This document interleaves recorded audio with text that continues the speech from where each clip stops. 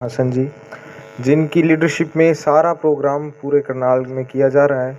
और उसके बाद बधाई के जो पात्र हैं, इस स्कूल के प्रिंसिपल अरुण शर्मा जी और गांव के सरपंच पवन जी और सेक्रेटरी साहब हरीश शर्मा जी, क्योंकि आपके सहयोग के बिना इतना बढ़िया कार्यक्रम होना मेरे हिसाब से असंभव था।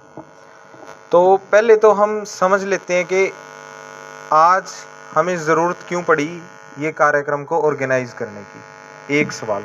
दूसरा सवाल कि इसी गांव में क्यों, और तीसरा सवाल कि वो समस्या है उससे हम कैसे निजात पा सकते हैं और कैसे नशा मुक्त हरियाणा बना सकते हैं। सबसे पहला सवाल है जो कि आज हमें ज़रूरत क्यों पड़ी इस एरिया में। मैं आपकी नॉलेज के लिए बताना चाहता हूँ कि ये जो सारी बेल्ट है, ब्याना, बदरपुर, रंदौली, कलसोरा, गढ़ी बिरबल, ये सब एरिया रेड जोन में है। हाल फिलहाल में पिछले 3-4 सालों में नशा करने वालों की तादाद जितनी जल्दी इस एरिया में बढ़ी है, मेरे को नहीं लगता कि करनाल के किसी भी एरिया में बढ़ी है।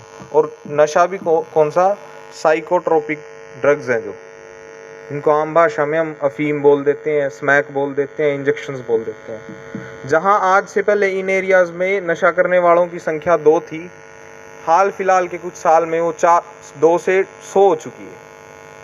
सबसे पहले हम समझना पड़ेगा हमें नशा है क्या। हर व्यक्ति ने नशे की अपनी अपनी परिभाषा दी हुई है। जैसे जो व्यक्ति हुक्का पीता है, बीड़ी पीता है, उसको लगता है कि हुक्का और बीड़ी नशा है ही नहीं, नशा तो शराब है।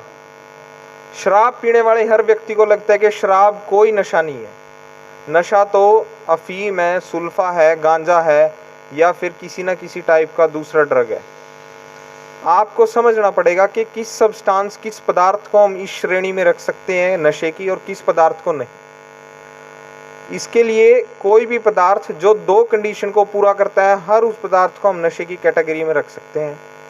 पहली कंडीशन ये है कि कोई भी पदार्थ जिसका सेवन करने के बाद आपकी सोचने और समझने की क्षमता, सही और गलत में क्या भेद है, आप नहीं कर पाओ कुछ देर के लिए। दूसरी ये कि उस पदार्थ को आप थोड़े लंबे टाइम से ले रहे हो और जैसे ही आप उसको छोड़ने की अपनी तरफ से कवायद में जुटते हो, तो आपको किसी न किसी प्रकार की अगर समस्याएं हो रही हैं, तो आपको समझना पड़ेगा कि वो पदार्थ नशे का पदार्थ है। जैसे आपने अपने एरिया में देखा होगा कि कोई भी व्यक्ति मान लो 3 या 4 साल से नशा कर रहा है किसी भी चीज़ का, जब भी वो नशा छोड़ने की कोशिश करता है तो वो बोलता है कि मैं नशा छोड़ नहीं पा रहा हूँ, मेरे को शरीर में कुछ समस्याएं हो रही हैं। वो झूठ नहीं बोल रहा।